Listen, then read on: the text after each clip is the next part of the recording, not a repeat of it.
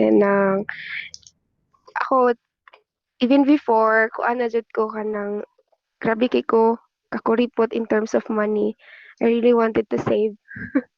Nice. Ambot Same ta. pero ambot pero sa una nabunturan man pud ko nag-eskwela senior high ko pero gatagan jud kog allowance like dili jud ako na siya ginagastos sa mga butang na dili nako kailangan. O bisan gani fare padulong school, boarding house to padulong school kay masayahan pa kog 10 pesos. Like ako jud na siyang Grabe. baktason as long as dili lang ko ma-late sa ingon ana.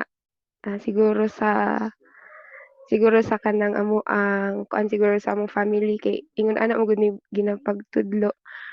Tapos gusto lang ko kanang secure ako ang money while ako siyang gina-save kay dili jud na ako siya mahilabtan ingon ana.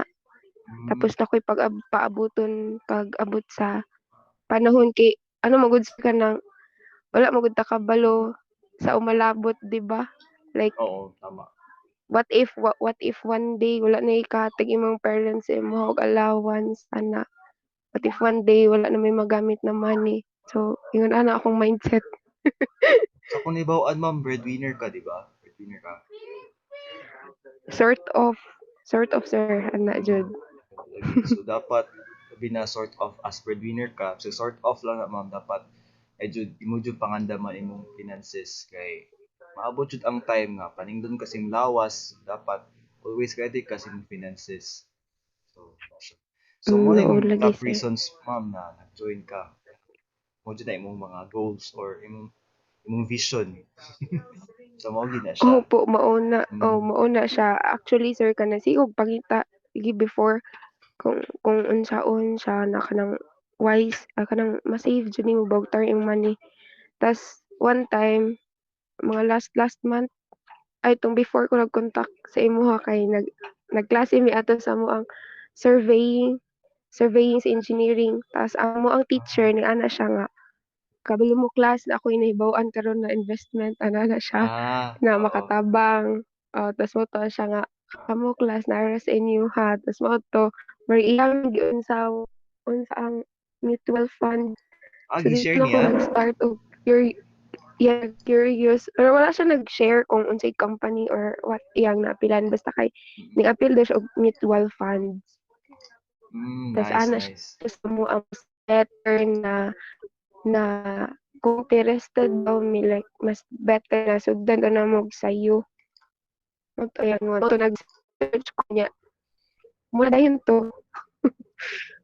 Nice na kay iyang gi-share at least kay actually mao po natong kulang sa atong mga schools gyud kanang financial education ba. Bali kay kita man gud